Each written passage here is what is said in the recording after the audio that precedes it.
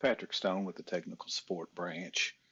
I'm running the OpenRoads Connect Edition 2020 Release 3, Update 9, version 10.9.0091, and I'm running the December release 4.0307, Release 12.10 of 2020 of the CAD standards. Now we've made several revisions since we've released these, and we hope to get one out very soon. What I want to talk to you today about is annotating cross sections. We've got several complaints that the existing ground line is not being annotated, how to annotate it, and why it's not being annotated. So if you look, generally we have a piece of white text here showing the existing ground line. So we'll look at that. Now, first thing we're going to do is get in the corridor file and take a look at this. So let me switch to corridor file. And there could be a couple things going on here.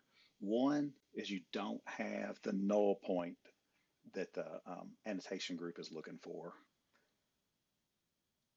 And two, we've got a CAD standards issue here that I'll show you how to fix that too. But first things first. So let's check this template, see what it looks like. Now,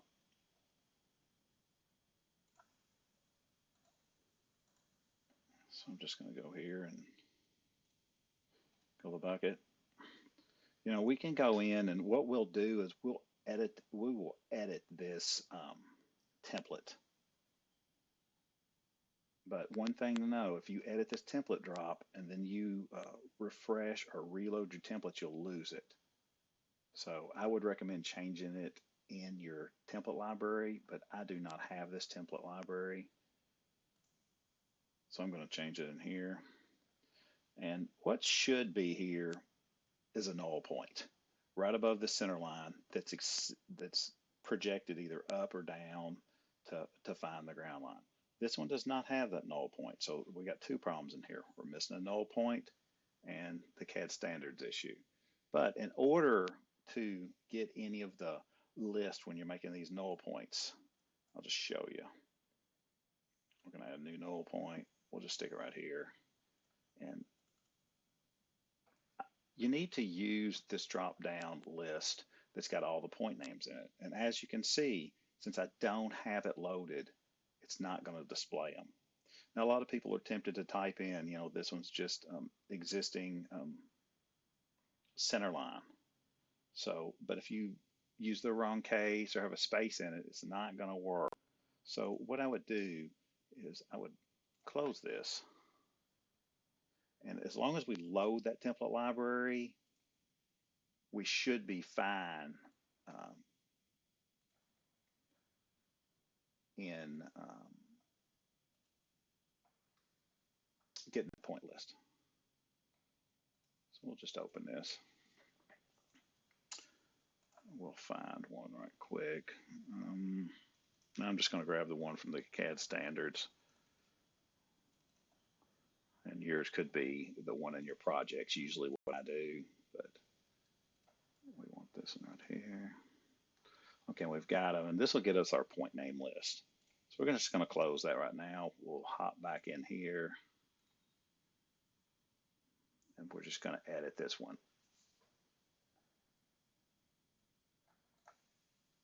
Maybe. Okay, so let's add a null point. Now I'm just going to stick here. These are set up in the template library. This must have been an older template library, or this was built using components and just didn't get this null point put in there. Either way. So we got that point set. And now we should have a list of points, which we do. So I want this to be centerline existing. That is in the annotation definition to be annotated. So, and there's several in there. You can look at that to see what all's in there. But for this one, I like to use the centerline existing. And it'll set your feature definition and all that jazz. So the first thing I like to do is you'll go through here, set this to centerline, and you want that to be directly above it.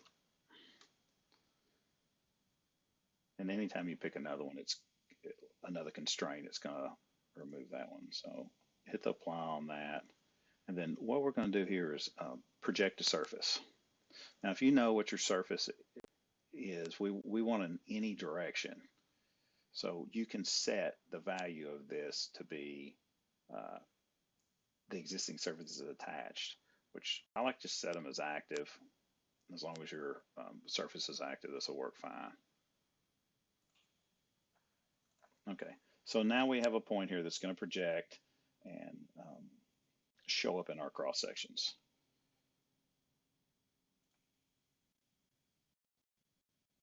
So we're going to leave that in there. It's going to automatically run because I've got this set up to do that. So that's updated. The next thing we need to do is, and this will be changed in the next release of CAD standards, but you'll have to either update from standards from DGN, or you're going to have to go to the feature definition here. This is a corridor feature definition, and this particular one is proposed corridor. Well, I got it popped up over here.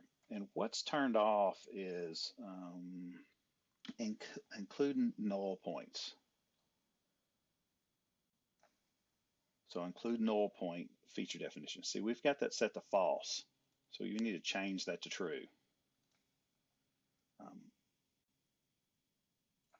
And then I like to I like to save the settings, which this should not matter. It's supposed to automatically do it, but I can't help myself.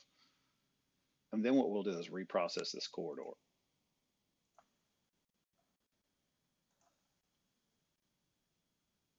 Okay. Now with that being done, we've got our point in there that's going to annotate for the existing. So we need to hop back in our cross-section file so we can see this change.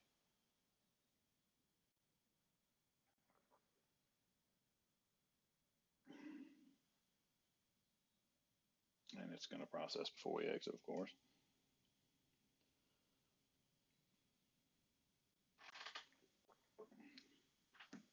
And all the processing is probably not necessary. On a bigger corridor, you would not want to process like that. You'd want to set that to just process when you manually key it off to do.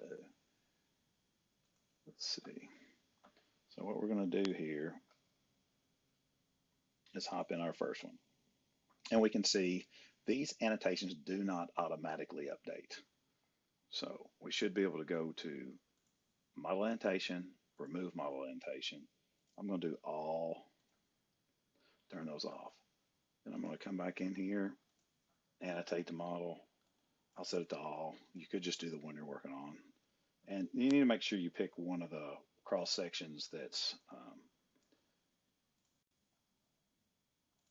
under the full size. I'm going to do the full size backbone. You can do full size all. We're just going to do the backbone.